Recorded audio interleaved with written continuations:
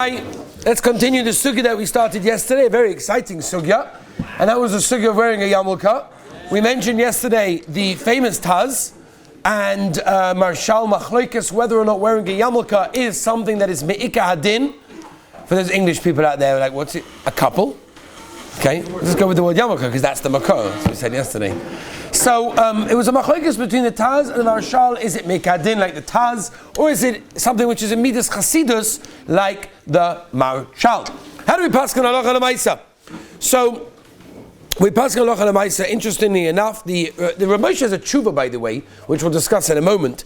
So Moshe has a tshuva in Orach Chaim Chelik Gimel Siman Yud Beis, where he brings down a bunch of different shaylas, which some of them we'll get to in a moment, but he also says avada Moshe we paskin like shitas hataz, which means that it's me'ika hadin, it's a lav min haTorah for a person not to wear a yarmulke. It's a very chomo, very stringent, very important halacha for a person to remember.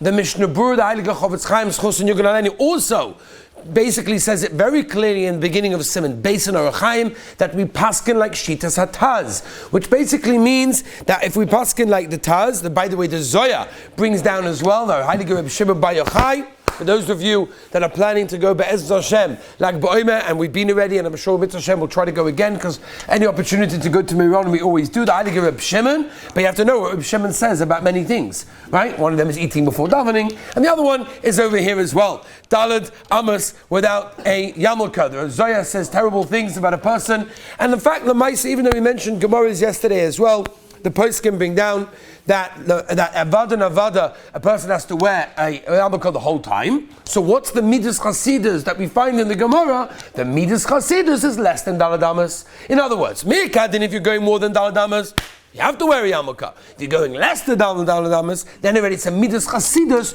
to wear a yarmulke in that case over there. Chacham Ovadia brings down in Yabia Omer that he says down, he says, if you want to look this up, and if you've got the Gavaldiga patience to go through pages and pages and pages of Marmakoimus that he did all Balpeh, which is unbelievable. Chacham Avadia brings down in Chelik Dalad in Yabia Omer, Siman Aleph, the first Siman over there, that he says an interesting thing. He says, even if we don't paskin like the Taz, let's say you could say that we don't paskin like the Taz, and therefore you don't have to wear a yarmulke. It's not lav doraisa. Since all of Klal Yisrael wear a yarmulke, it is a symbol of a yid, and a yid wears a yarmulke, and therefore it's a strict obligation. Is the lashon of Chacham Ovadia, not in the English word, but you get the idea. That is what is going on over there. So that's a very, very important thing.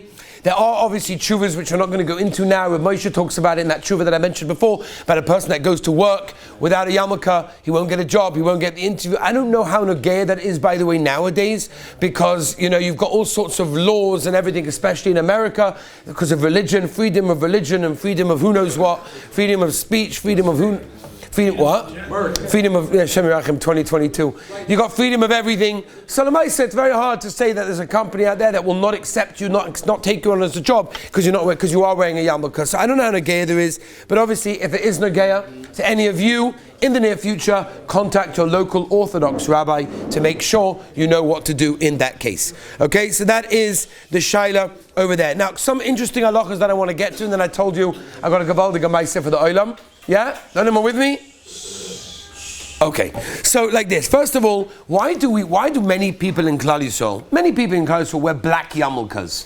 Right? It's interesting. What's pshat that the olam seem to take on black yarmulkes? I'm not saying that everything else is not good. I'm just saying, why is it that most of Klal Yisrael wear black? What's that? It's not what? To make, I hear. This was already way before the BLM whole situation came into power. Just say that.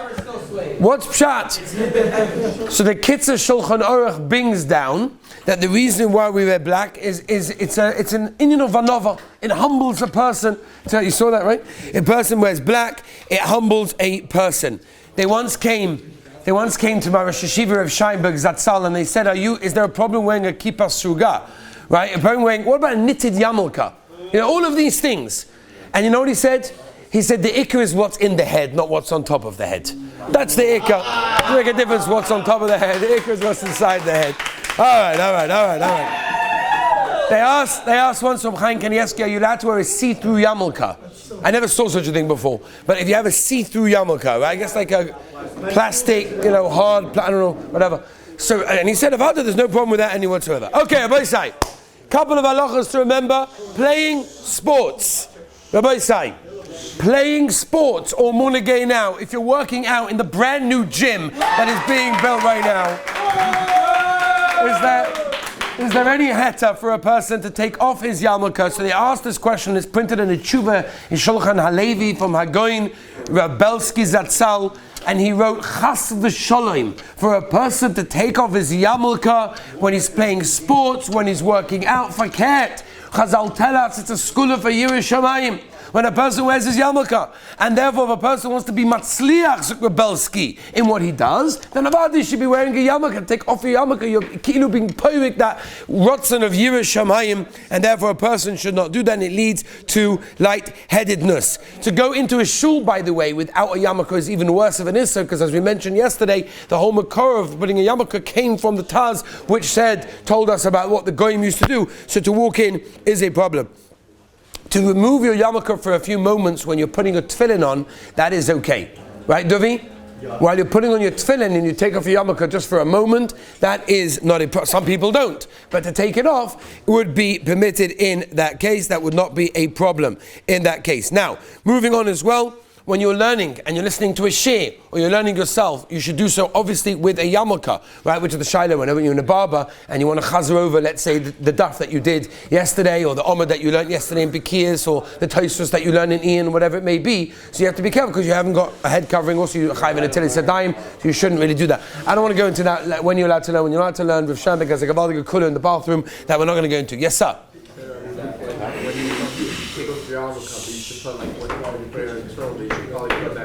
You should put it back as soon as possible. When you say the bracha, very good. Moni's saying a good aura, by the way. If you're taking off your yarmulke to put in your tefillin, which is fine, make sure when you're saying the bracha, it's back on. Right? Don't figure it out. Huh? Sfarim hold not like that? You can say the bracha without? Where does it say that? Who says that?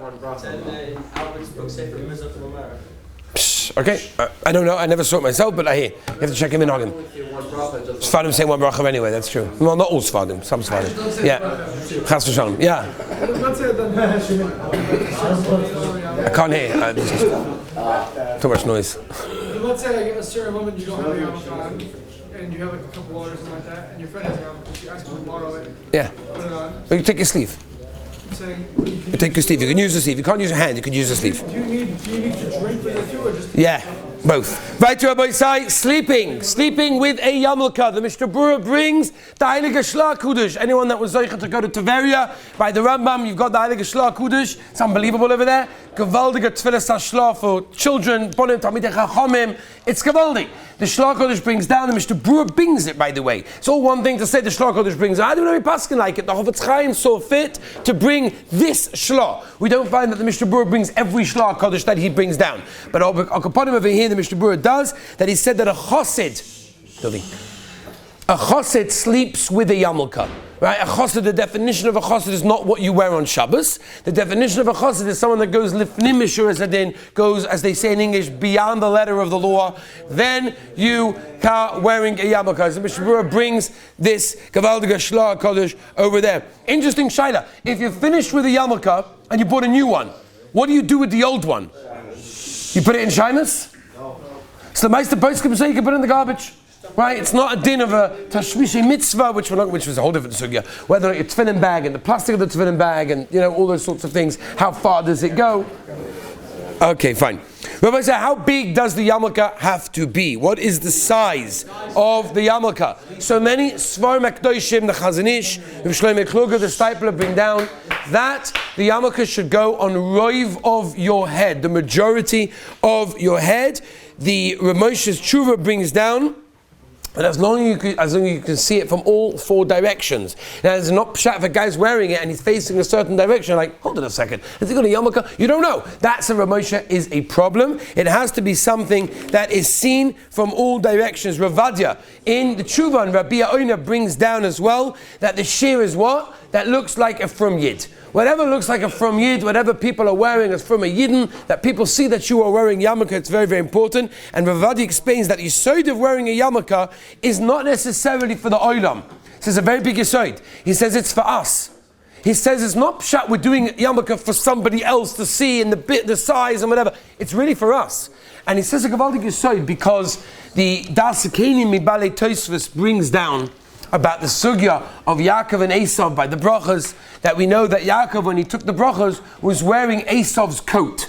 Right? That's what he put on the fur, he put on the coat, whatever it was, so that his father would be able to feel him, and that's the whole yesod over there. So Das Keni Mibale Tosfos says a gavaldik azach. He says, why do you have to wear the coat? Right, it was a famous zach, had animals on it, it looked real, it brought the animals to Esav and Nisodeh, ganze zach. So Das Keni Mibale Tosfos says, why did he have to wear it? He could have just held it in his hand and put over him. He says a motik yesod. He says that when a person wears something, it affects who he is. Yaakov at that moment wanted to act for a few moments, just to be able to get the brachas, act like an Esav. In order to do that, he had to wear Das Keni Mibale Tosfos. He had to wear Esav's coat to enable him to some kind of feel and get the emotions and get the behavior of Esav. In fact, I remember a number of years ago being told by a teacher in America, a rabbi in America, who told me that there was a certain school in New York, can't remember the name, that's irrelevant, that they had a rule. Every Rosh Chodesh, the rule was you had to wear white shirts. Right? Generally it wasn't. On Rosh Chodesh, you had to wear a white shirt. And they made a study, which they saw clearly, and that was that every Rosh Chodesh, the behavior in the classes was so much better than it was during the other days of the week. Because when naturally a person was wearing a white shirt, it reminded him of Shabbos Kodesh, and it gave him a certain... Rabbi say, the Olam is very, I know the gym is here, just stick with me, Rabbi say, a few more minutes. So he was wearing, the white shirt reminded the kids of that Shabbos, that calmness and everything else. And in fact, Be'etzem, it's a Mefurish Gemara. The Gemara talks about in Baba Kama, talks about Tam and Muad, all about the sugyas over there. There's a famous Ragad Shabbat, Petaflas Paneach, that goes through the sugya and says that we find that a person's clothing definitely affects who he is, and that the makor of this comes from the Das Keni Mibale Tosfos. I just want to end with one last Gavaldiga Meister, Rabbi say, which is very important, because sometimes we're very conscious of ourselves and how we look, and we think that we have to portray a certain image to other people, and if we don't portray that image, it's going to do bad to us, and we're not going to get the job, or we're not going to make the money, or we're not going to get the shidduch, all sorts of things that people have in their minds wherever they are in the world and whatever stage they're up to, that they think they have to portray a certain message, and without realizing that there's a Rabbeinu Shalom, Avada we have to ishtadlus, Avada sometimes we have to do certain things, but ultimately there's a Rabbeinu Shalom who runs the world, and we have to realize that. And the following story is a true Maisa, which I said last time, I said the share also, which is a Gavaldiga Maisa. The Maisa goes like this: if you want to become a judge in America, there's a way, there's a protocol, there's a halach of how to become a judge. You have to go through a whole rigorous stage of learning, and eventually how it works is they pick certain people, they pick 50 people from, the few hundred people that are trying to become a judge. They pick those 50 that get the best results, and they move them on to the next stage. At the next stage, they get, pass through tests and all sorts of exams and all sorts of whatever it is, and eventually out of that 50, they get 20.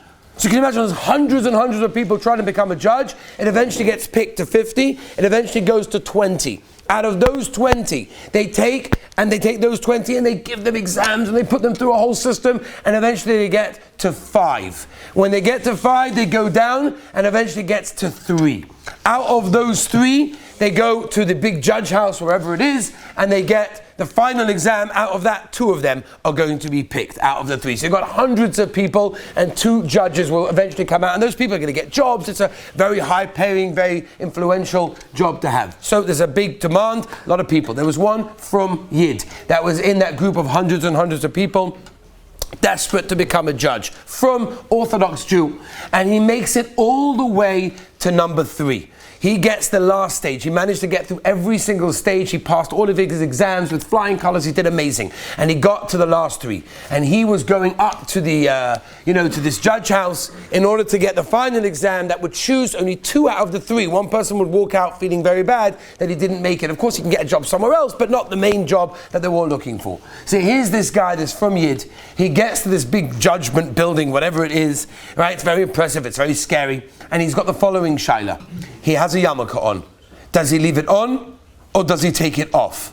Right? I don't know. Do these people care? Do they not care? Is this something that's going to affect their judgment? Are they going to pick me because of that? Maybe I'm a Furmiyah. They're going to say, oh, he can't work on Shabbos, so what do we need someone like that? Who knows what they're going to say? So he didn't know what to do. So as he walks into the front building, right, the main door, he takes off the yarmulke. He says, I can't wear it. I can't do it. It's not valid. I'll put it on straight after. He said, there's a ceiling, so there's a hatter. I heard once, it's okay, not a big deal. Fine. He gets up to the first floor, says, you know what, that's not right, I can't do this. The Ma'aser Rabbeinu Shalom. He puts the yarmulke back on. He gets to the floor after, he says, no, I can't do this. He takes it back on. He goes upwards, forwards, backwards and forwards, doesn't know what to do. Until finally, the Ma'aser, he decides, I'm putting it on, that's it. And he goes to stand in front of the main judges, he does whatever he has to do, and he's rejected. The other two were picked, and he was not, and he was so upset. And he said, can I ask you a favor, but could you tell me why you picked those two over me? I really want to know, what did I do wrong? They said, listen here, we have cameras from the minute you walk into this building till when you get to this room. We want to watch the behavior of the people that are coming in. To be a judge, you've got to be someone that's very, very sure of yourself. You're not worried, you're not unsure, you've got to be sure. You're a judge, you've got to paskin, right? You've got to give a verdict. Therefore, we watched when you came in. We knew you were a Frum Jew. You think we didn't do research on you? We knew exactly everything about you. And we know all about Frum Jews as well. And we saw you were unsure about your religion. Is this something you're going to hold with or something you're not going to hold with? Yes, the Yamulka, no, the Yamulka. You weren't sure about your image. You weren't sure of yourself. You weren't sure of your religion. So he said, that's it. We can't have someone like that as a judge. Sometimes we walk around and we think that we have to do certain things. We're not sure of ourselves. We have to be sure of what we have. We have a Rabbeinu Shalom. We have a Gewaldige Yiddishkeit that gives us everything we need. We have a Rabbeinu Shalom, a Tatin Shemaim that we could talk to. Yes, sometimes it's embarrassing. Yes, sometimes we have to go, swimming against the tide. But after all, we have to remember who we are and what we have. And like Rav Vadia said, the yarmulke is not necessarily for the outside world. It is for us to remember the Shekhinah is always above us. That's why Rav Shimshon Pinker says that women don't need to wear a yarmulke, because women always have to automatically have this Gewaldige closeness with the Rabbeinu Shalom. That's why they don't have tefillin. That's why they don't have tzitzis, because they don't need that reminder. We need the reminder constantly to remember that we're a Yid, and we have the Rabbeinu Shalom in front on top of us. Be'ez Hashem tomorrow, brand new sugya.